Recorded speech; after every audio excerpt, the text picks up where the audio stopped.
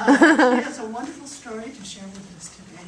And I don't know how many of you got the CCL Insights, did you? Any of you? And I was talking about talking to people on the other side. Well, Tamara has an experience that I think is wonderful, so please welcome her. Please, Tamara.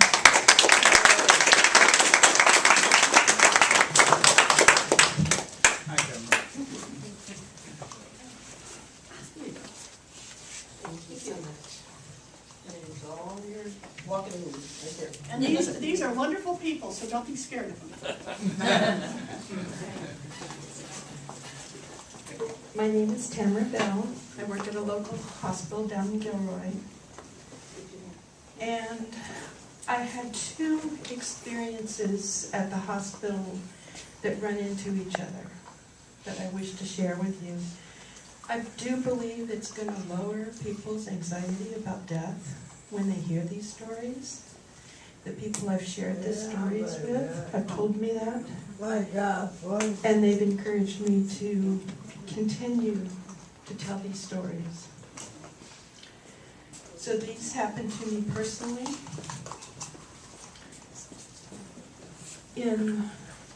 I am going to wait for questions until the end, just because I want people to understand the flow of what happened. So in 2002, the chaplain of the hospital saw us between patients. And she came up to me and she says, "Tamara, you're going to hire me." I thought, hire her? You know, I didn't understand. She went on to tell me that she's finished everything here on earth. She's completed everything. She was pushing 80, still working full-time as a chaplain. And all her loved ones were on the other side already. And that she was, when she goes over, she's going to prove to me that there's a hereafter. She's going to come physically to me to show me that erase any doubt that there's a hereafter. So I didn't understand what she meant by hire her. So she explained, since this is the last face people see before they go to the other side, as I'm working on them, trying to get their breath back, she wants me to pray as I'm giving them breaths. And when it looks like that they're not going to return to us with our resuscitation, call for her. She'll meet them on the other side. She will continue to be a chaplain on the other side, as well as she has been in the hospital, doing the same work. She said, this way there'll be no lost souls in the hospital. Great. Yes. Amazing. Because it happens so often. Hospitals are full. Yes, they are. The people who can see spirits. Yes. Can attest to that. So, that was the last day we worked together. She worked full day, went home and died. Now, I didn't know this. She came to me physically. And just as she said she would. At first I didn't know who she was because it couldn't be Edith because she was still alive. Then I found out, no, it was Edith. So she did come physically to me. And so that brings us to the point of about 5 years ago. I had a patient that was in ICU for 4 months. Wow. She was 700 pounds. Wow. Wow. And we kept having to chop off more of her leg, higher and higher, due to her diabetes. Now, due to her 700 pounds, but it crushed her spine. She was 10 out of 10 pain. We could not get her out of that pain, no matter what we did. So it gangrened more. The doctors came to the aunt who was there every day, who had taken her in a couple years earlier, and she was there every day. And they came to her and said, "We need to take her back to surgery again." And she says, "That's it. That's it. You can't get her out of pain. You know, it's time to let go."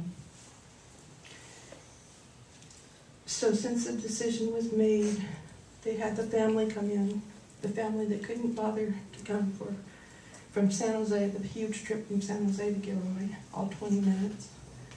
And they were all around the bed. And they were out crying each other. And they turned off the cardiac meds.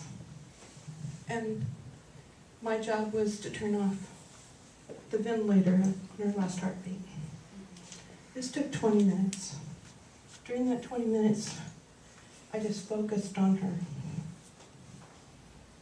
I prayed for her, and I told Edith Coombs, the chaplain, all about her, to expect her and who she was. She had taken kids off the street when she was able to be ambulatory and gotten them into church. And she had done such wonderful work in her life. And the last 2 years, it was just, you know, things just went south for her. So I was deep in this prayer when the last heartbeat occurred. I turned off the life support, and whoosh, I went up with her. I did not expect that. I did not expect that. I'm up there. Now she was 6 feet tall in real life, and she was 6 feet tall there. My head was about to her waist, because I was focused on her legs. Her beautiful, pink, beautiful legs and feet. She was about 140 pounds. She wore a shirtwaist dress that was flowing, and she had bare feet, and she was so beautiful. In life, she had this gorgeous black hair, and she had, over there, she still had the gorgeous black hair flowing down, and she was aware that I was there. And she goes, I'm so lithe, meaning slender. And she kept circling around, going higher and higher in the air. And she looked at me, just right at me, and said, I'm out of pain. She did not expect that. It came as a surprise to her. She was so used to the pain, she did not use her lips to tell me that. She said it, and I heard it here. I didn't hear it here. I heard it here. We were still going up and up when suddenly a vortex I was aware of, down to my bottom left, opened up. I could see myself, my other body, down into the room. That other body was still holding the off button that I had turned off. And all the people were still crying and out shouting each other in the room. They didn't pay attention to me, thank goodness. I noticed a shout was starting to come out of that body down there. I had been ripped out from that body so suddenly that that body down there was going to react by shouting. just the physical shock of it. So I said, God, you have to put me back into that body so I can control that shout. Yeah, on this dysfunctional family, it would have not worked at all to be shouting. I mean, you know. So as soon as I said it was so heartfelt, I was back in my body. So there I was. Okay. I know people will be surprised. I said, that didn't just happen. That didn't just happen. You denied it. I must have made it up. No way. Okay, I'm looking around, everybody in the room. You know, they still didn't know where I'd been. And I said, God, I will forever doubt that that experience was real. I will forever doubt myself. Unless I'll breathe. I'll take care of this body. So this body won't be shouting, you know. I'll respect that it was in shock. And, okay, I've taken care of the body. Put me there one more time. I need this. I need to know from my soul. I need to know if it was true or not. It was such a heartfelt prayer. God put me there one more time. So there I am. She's still going up. She's still surprised at how live she is. Nothing hurts. She can dance. You know. And she was out of pain, and she was gorgeous.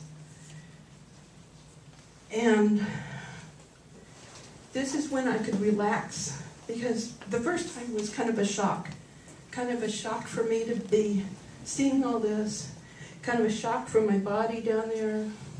This time I could really absorb what was going on.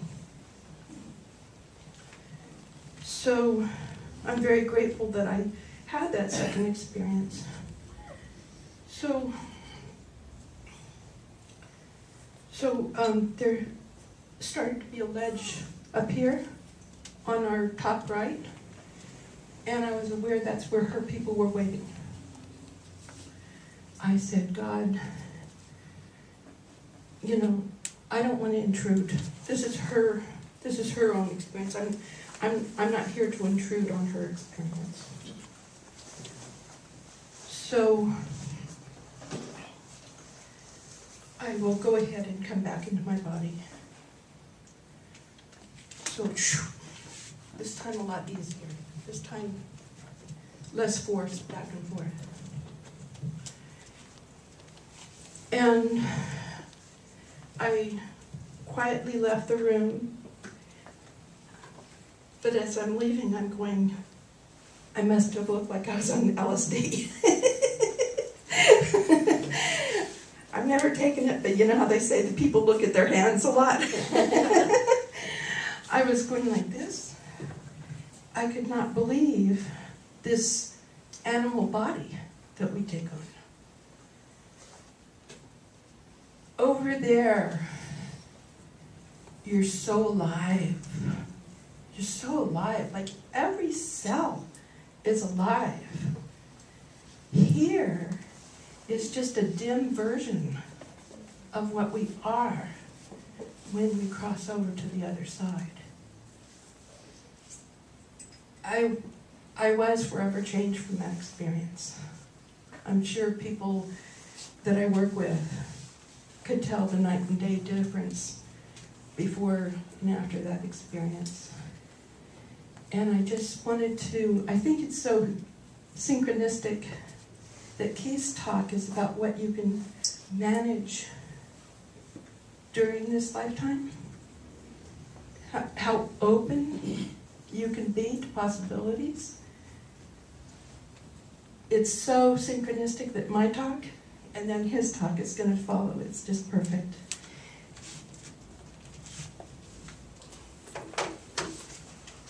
And I just wanted to bring up some points from that experience. And I'm going to ask you, after that experience, do you think I could ever play small again? No. Can you ever say, I can't do that? No, you're going to, what do you think? No. Can you ever see any limits to yourself or your life after that? No.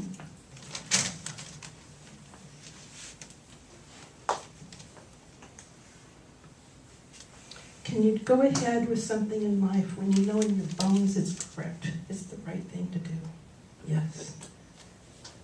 Yes, you're going to trust your bones a whole lot more after that experience.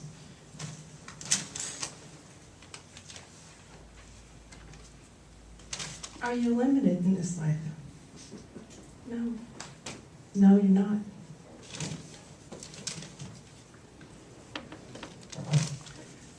This is a big one. Are you unconditionally loved by Spirit? Oh, yes. Oh, my goodness. When I was over there, I mean, I could have tears coming out of my eyes by how much Spirit loves us. Thank you very much.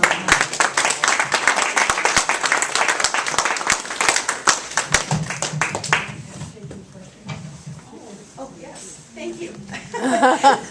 Yes, I Not did so take- quick there, young lady. Yes, I'm so sorry. Yes, Dean. What was there a physical sensation when you left? Yes. Now repeat the question. His question is there a physical sensation of being over there, correct, Dean? Yes. I felt so alive. I was trying to explain the sensation to my family. When I went home, I emailed my family about my experience. And I was trying to go on the internet, trying to have some sort of example. And the closest thing I could find was Mickey Mouse at Disneyland. He was there on the internet sparkling. Every single piece of him was sparkling in different colors, so it made, and I go, okay, that's it. So I emailed everybody that where you are so aware of every single cell independently alive within your body. You feel so alive.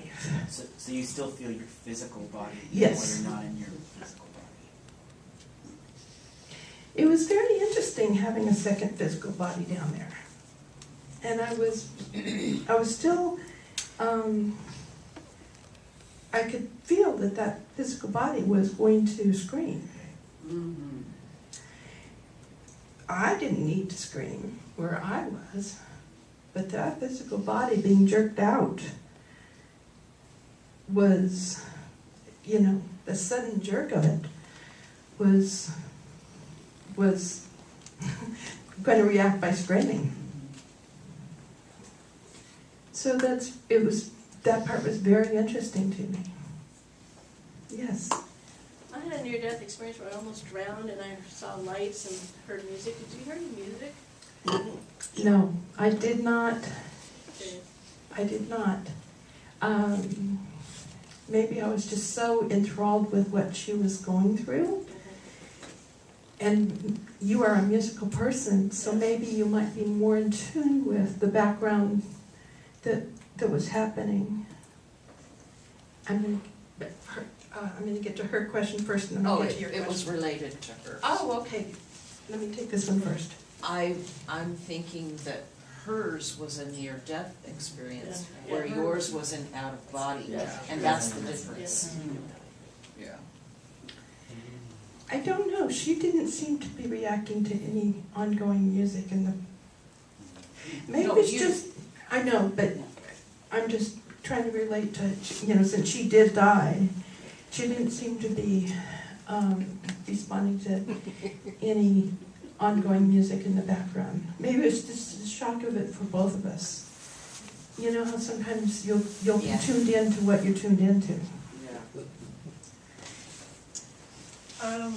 I'm curious, did your physical body have any physical sign? You know, I agree with her, it was out of body, but being a respiratory therapist, I think about the physical. Physically, did you experience anything other than this feeling of screaming? When I came back the second time, she's asking, did my physical body go through changes from having that experience? When I came back the second time, I will forever, it changed my thinking, and it changed my relationship with my body. And I will forever see this as almost a dream in comparison to, I can't tell you how awake and alive we are on the other side. Mm. It's like, it's kind of crazy how we say, oh, they died. When it's like, oh my God, if people only knew. Yes. Once you've broken those earthly bounds, did you question why to come back? Did you have that time? Good and question. experience? Other people have asked me that. I think it's my own belief that we have like a half a dozen exit points for ourselves. The question is, did I not want to come back? And that is something that a lot of people bring up. And I had no feeling that it was my exit point. Like people weren't there waiting for me, And I have two boys that need me, especially at that time. They're a little older now, but I had my jobs to do, and I think I was more concerned with doing the job correct down here. But I am asked that a lot, and I could definitely see, if it was your exit point, how enticing it would to just stay. Yes. Yes. This isn't really a question, more a comment. As you were speaking, I was recalling back 20 years ago when I was in addiction. I have the misfortune of ODing twice when I was legally dead. And I vividly recall the second time especially, that when the paramedics were around my body, and I remember floating up, and you hit me. The absence of pain, that was the first thing I recognized, and feeling vibrant and alive, even though I didn't have a body. But the weirdest thing was this woman, she was the only female there. There were 7 men and 1 woman. And after 2 or 3 minutes of them wrapping the death certificate and she just looked at me. It was really weird. She stabbed me in the heart with that thing, and I came back. I remember feeling reluctant to return to my body. It was because I just said, oh God, I have to feel that again, because it was exhilarating. And I said, I'm dead, but I'm not dead. It was just weird. So I understand. Thank you for sharing that. We have time for just about one more question. So. On the night after my wife died, she came home, put her hand on my shoulder. She told me the pain's gone. She can see again, she can hear again, and she can walk again. And then she left. So that pain, just being, well, she was in a lot of physical pain, but she could see again. And that really got me. Okay, you're gonna have to. Thank you. I just have one quick. Do you ever leave your body now and go back and revisit, or have you been with anybody else and had this experience again? Very good question. No, I feel like I'm still studying on all this, and I want to learn how to build up a cord. I want to find my way back if I need to find my way back. I've thought about it, it's very enticing. I am still taking classes, so when I feel comfortable, yes. Thank you. Thank you. Are you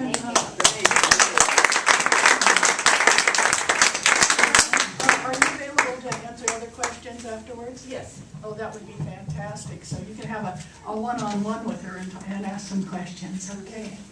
All righty. Thank you, Gloria, Tamara. Are you ready? Yes, ma'am. Okay. And Gloria, I think